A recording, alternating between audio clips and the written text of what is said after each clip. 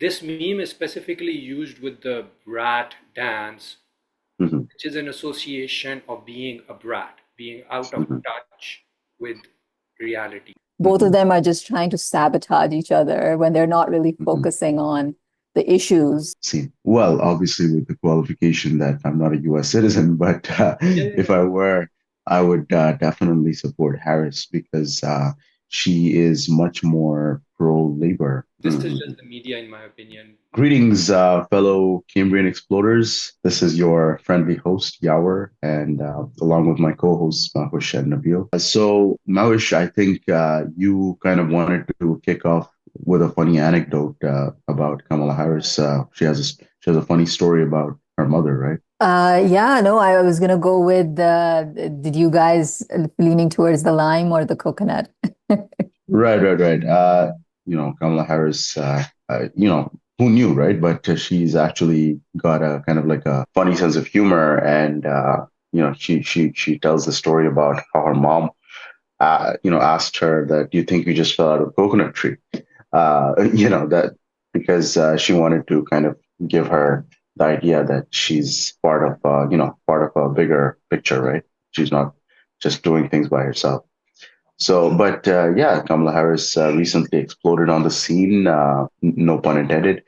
She's really seems to have like hit a spark in a lot of Democrats, and maybe among the wider American voting base as well. We don't know for sure, but we wanted to kind of take a little bit of time today and figure out who is Kamala Harris, where is she from, what are her origins, what's her origin story.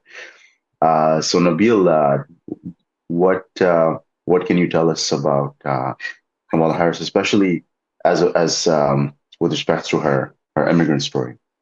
I think the coconut meme is much broader than this because they usually play the brat song with it, and it can be interpreted many different ways. So the Mm, coconut meme goes way beyond. It has a lot mm, more layers in terms of mm, story, in terms of what's happening, and I want to surface that a little. mm, Of course, it talks to her immigrant mm, roots because she comes from, her father's from Jamaica, her mm, mother is of Indian origin. She also lived in Canada, so she has mm, that experience of going around the world.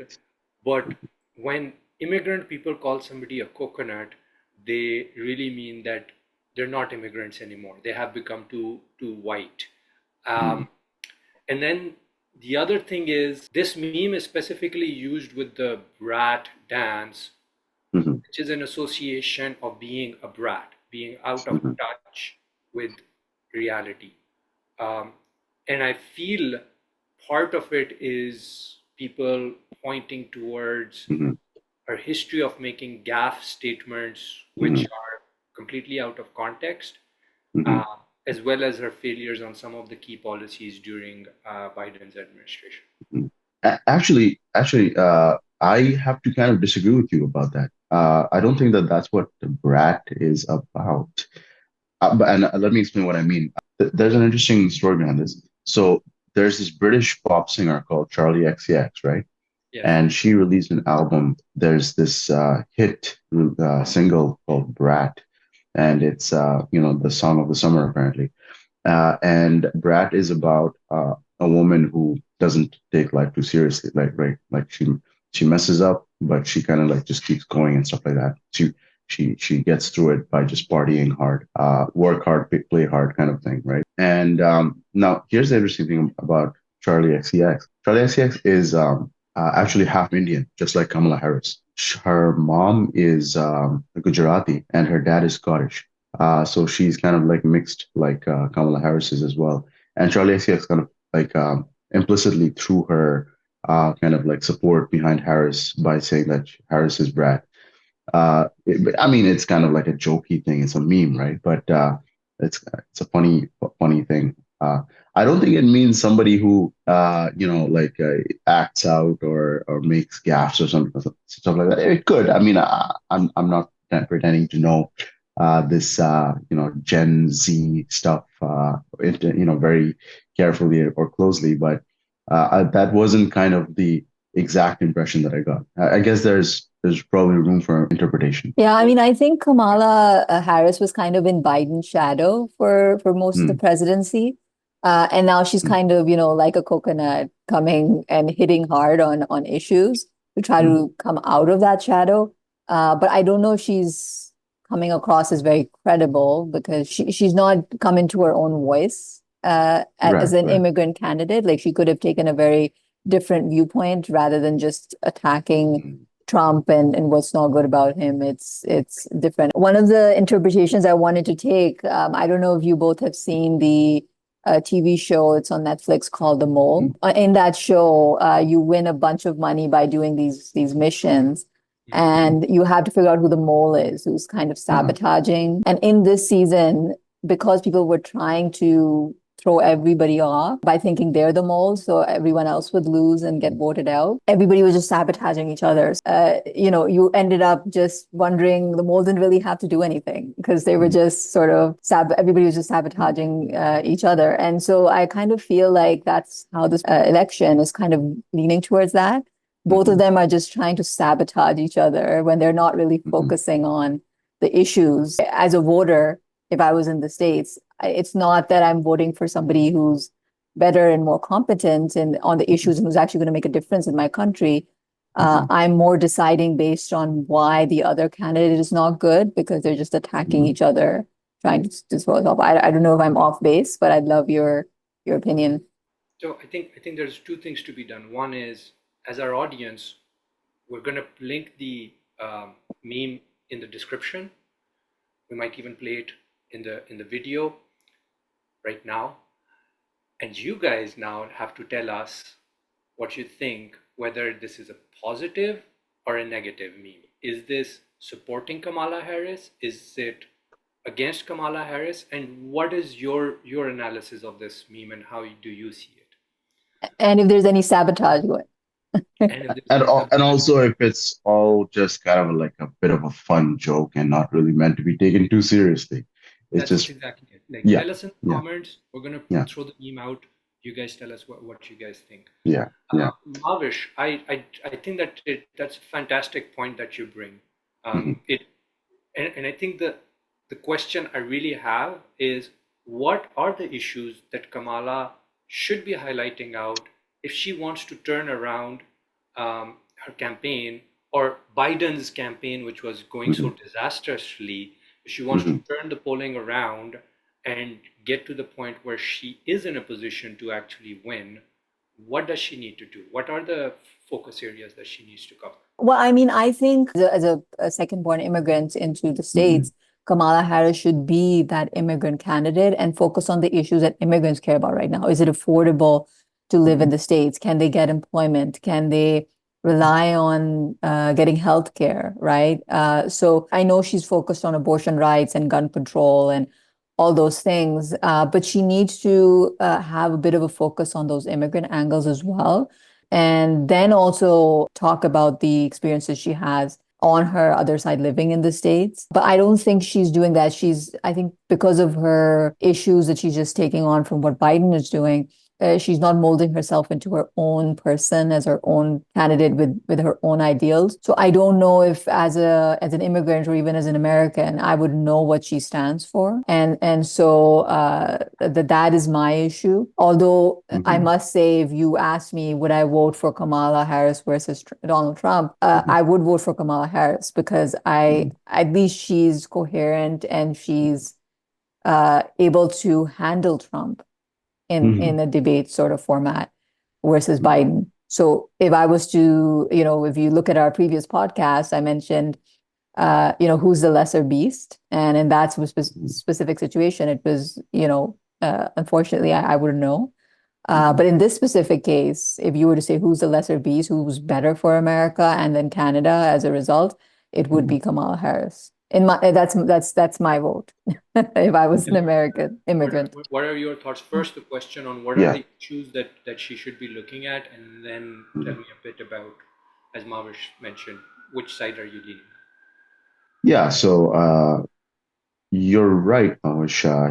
I do think that she hasn't defined her message in a very clear way yet. she's mostly more been reactive to Trump. Like, for example, her latest speech in what was it, Wisconsin? Where she went to give a big rally. She said that the Republicans and Trump have tried these failed policies of trying to take away our rights and abortion rights and this and that. But we saw that these things will always fail, so we're not going to go back. We're not going to go back and have these failed policies again. And so, yeah, it's like kind of like reactive and kind of like against something else, but not defining the thing that she is actually for. But I suspect that she will spend more time doing that, like in the days and weeks going forward. Although she doesn't really have that much time left, she has about 100 days apparently till November. So she one thing that she's done is she's raised record-setting funds for her election campaign. She inherited a big campaign fund war chest from Joe Biden because he endorsed her and effectively turned over his campaign to her with all of his campaign infrastructure, his employees, and so on and so forth. So she just inherited those straight away. But she also galvanized and energized the supporters, and she smashed records. Like it's like a compare people are comparing it to a blockbuster summer movie. The kind of records funds that she's raising. So I suspect that she's going to deploy these funds strategically to get her message out. Uh, and I hope that she does that by defining her own message rather than saying that the message is that I'm against Trump or I'm against these policies or whatnot. But yeah, that will be interesting to see. I think that's yet to be seen. I feel like there are three, four big topics that she needs to have clear policy statements on. Mhm. There is foreign policy, which is the Israel-Palestine war that's going on, as well as the Mhm. Ukraine war. Like clarity on those two is required because they do end up impacting local economics as well, North Mhm. American economics. I think economy is the other piece that she needs to really have a good sound policy on. Finally, the one that she has failed and has been an Achilles heel for her is the immigration policy and the border control. Uh, Mhm. I think those are the three really big ones that she needs to come out and have policy. We know there will what the policy statement on abortions will be. How it's Mhm. actually done is a different thing, but we know what the stand is going to be. We know a bunch Mhm. of we have clarity on quite a few items carried over from Biden are going to be pretty much the same. But these are Mhm. issues which are vote changing, in my opinion. Uh, Mhm. the immigration policy, the foreign wars, and the economy. Those are the three big ones, in my opinion. Who would you vote for, Yawer? Are you voting Trump or Kamala right now? Well, obviously, with the qualification that I'm not a US citizen, but Yeah, if yeah, I were, I would definitely support Harris because she is much more pro-labor, right? She has fully supported, along with President Biden as well, labor movements, labor unions, and yeah, I don't see any sign of that Can I from push back on the that one? Republicans. Can I push back Uh, on that one? yeah, of course, of course. Biden, during his time, had one of the biggest union cases in front of him Mhm, mhm, and mhm. sided with the corporations, not with the unions. And Okay, what overall, was that? I forget which exact case it was, but Okay, okay, overall the unions felt really let down. And what okay. that caused to happen, this is the first time in history that this has happened, which is the Mhm, largest union in the US, I believe, is the Teamsters Union. And they mhm, went and they spoke in the Republican convention and they have put their backing with Donald Trump, not with mhm. Biden previously. Okay, I'll So need this is you. I will need to verify this, but because from all reports that I've seen so far, uh, I've seen that unions have been very pro Biden and vice versa. in general, unions tend to Mhm, be very pro-democratic, mhm, but mhm, this particular Biden, in this particular Biden, there are mhm, one or two mhm, really important cases that Biden sided mhm, with the corporations, not with the unions, and the mhm, unions are mhm, not happy were not happy with the Democrat with Biden. mhm, I mhm, again, they might be super happy with Kamala because mhm. this is pre-Biden what I'm talking pre-Kamala Right, what I'm talking about, pre-Biden stepping down. right, But right, right. so this might have changed right now, but as far as when Biden was running, the Teamsters Union, I believe it is the Teamsters Union. You can double check which one it is, but one of the large unions went and joined the Republican National Convention and put their support. Wait, I think I might have found something. Yeah, I'm looking at an article called Biden's Labor Report Card. Historian gives Union Joe a higher grade than any president since FDR. But there is a section in the article which says, on the other hand, uh, here is something I think you might have been referring to this. In terms of Biden's actions, the low point came in 2022 when he used the Railway Labor Act of 1926 to stop the railroad union from striking for better sick leave. Biden officials argued that the economy could not afford a rail shutdown, but political considerations around inflation before the midterm elections probably contributed to the administration's response. That was a very, very big letdown, this railway one. Yes, it was the railway one. Mhm, Uh, mhm, mhm. I followed this particular uh, But sorry, there's one more point here. At the same time, the Biden administration continued working behind the scenes to pressure rail companies to grant the workers their demands, and they largely did. Union leaders credit Biden for helping them get this victory for their workers. So it's that, kind of a mixed bag. no, that's just the media playing it. I'm sorry. I Mhm. followed this Uh, and the key union leaders who were involved in the case. uh, It's another thing if you go, oh, we've changed the union leaders, now it's our guys who are sitting on top, now they're saying, mhm, oh, we're happy. And no, that's mhm, not the case either, because as I mhm, mentioned, the unions, their representatives went to the Republican mhm, convention. mhm, This is the first time this is happening. Why are they going there if they're happy mhm, with Biden? Why mhm, mhm. switch sides if you're happy, right? They're not Yeah. happy. This is Mhm, just the media, in my opinion,